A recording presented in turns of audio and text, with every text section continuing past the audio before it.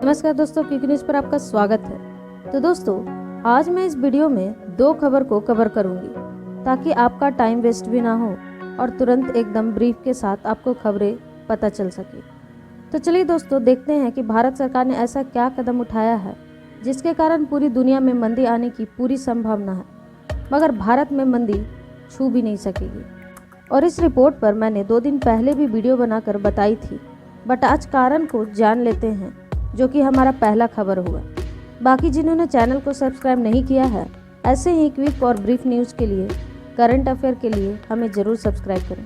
तो दोस्तों, अमेरिका के एक पॉलिटिशियन से पूछा गया कि अमेरिका को आज़ाद हुए 200 साल होने को है और अमेरिका आज तक सुपरमेशी यानी कि सुपर पावर का खिताब कैसे मेंटेन कर रखा है, क्योंकि इस वक्त में सैकड़ों देश बने और बर्बाद हुए हैं। और अमेरिका में तो गृह युद्ध भी हुआ और सोवियत यूनियन से भी कोल्ड वार हुआ, लेकिन अमेरिका फिर भी सुपर पावर का खिताब कैसे मेंटेन कर रखा है। तो उन्होंने सिंगल वर्ड जवाब दिया कि देश हित, यानी कि अमेरिका किसी भी देश के फायदे या घाटे के बारे में नहीं सोचता, वो सिर्फ अपने देश के हित में सोचता है, चाहे सरकार वहाँ का पक्ष का हो या विपक्ष का हो। वैसे आपको बताते चलो कि वहाँ 2 ही पार्टी हैं, रिपब्लिकन और डेमोक्रेटिक, यही 2 पार्टी है अमेरिका में। अगर आप नॉन अमेरिकन हैं तो ये बात आपको बुरा लगेगा, मगर आप अमेरिकन होते तो आपको अच्छा लगता, क्योंकि इसी कारण अमेरिका सुपर पावर अभी तक है। और दोस्तों, इसी फॉर्मूला को भारत सरकार ने भी अप्लाई करना शुरू कर दिया है। तो दोस्तों, आज भारत ने एक ज़बरदस्त चाल चली है देश हित में। तो दोस्तों, भारत अब यूक्रेन से भी तेल खरीदेगा, और ये तेल गाड़ियों में डालने वाला नहीं है, खाने में डालने वाला तेल है, यानी कि एडिबल ऑयल। और यूक्रेन खाने के तेल के मामले में एक बहुत बड़ा एक्सपोर्टर है।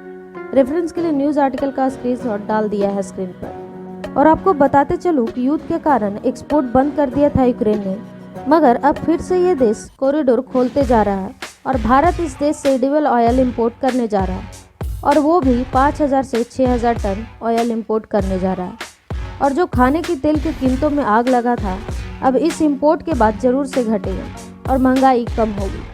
और इससे साफ हो गया है कि ना हमारा रूस दुश्मन है और ना ही यूक्रेन। अगर हमें रूस से कच्चा तेल मिलेगा यानी कि क्रूड ऑयल, तो हम रूस के पास जाएंगे, और अगर यूक्रेन से खाने का तेल सस्ता मिलेगा तो हम यूक्रेन के पास जाएंगे।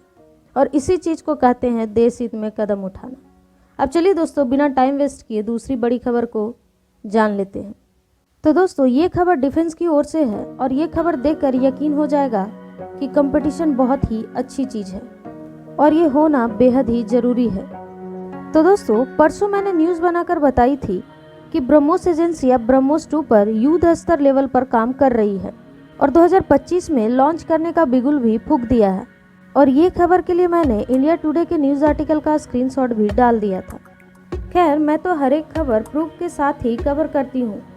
तो दोस्तों, ये बात सुनने के बाद अब DRDO के भी नींद उड़ गए हैं, क्योंकि ब्रह्मोस एरोस्पेस एजेंसी, जो कि भारत और रूस ने मिलकर एजेंसी को बनाया है, मगर DRDO यानी कि defence research and development organisation है, वो पूरी तरह एक सरकारी एजेंसी है और रक्षा मंत्रालय के अंदर आती है, और इसके मंत्री हैं हमारे राजनाथ सिंह।